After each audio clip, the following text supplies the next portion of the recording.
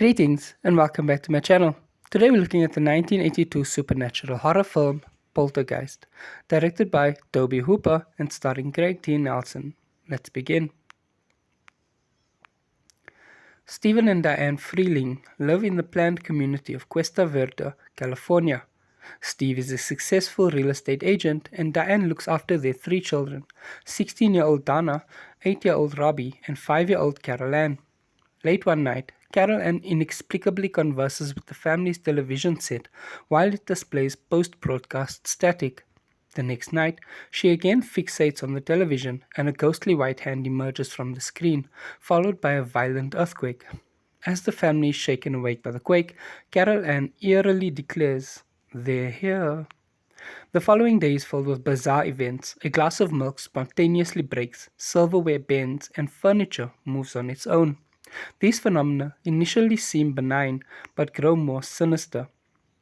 During a severe thunderstorm, the gnarled backyard tree seemingly comes alive.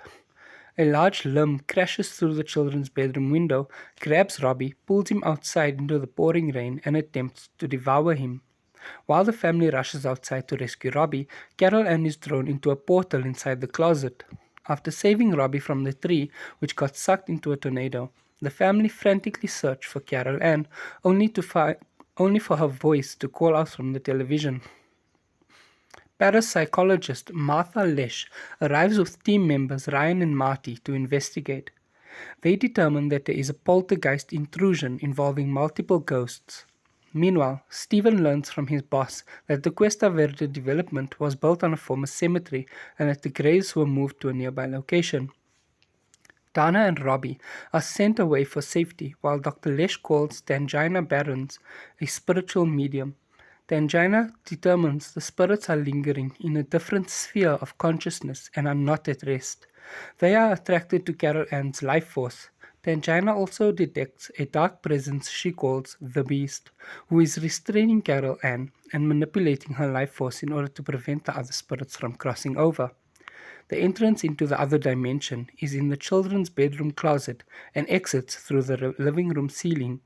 Diane, secured by a rope, passes through the portal guided by another rope previously threaded through both portals. Diane retrieves Carol Ann and they drop through the ceiling to the living room floor, covered in ectoplasm. As they recover from the ordeal, Tangina proclaims the house is clean. Shortly after, the Freeling family have nearly finished packing to move out of the house. Before the family is to leave, Stephen goes into his office while Diana is on a date, leaving Diana at home with Robbie and Carol Ann. The Beast ambushes Diane and the children, aiming for a second kidnapping attempt.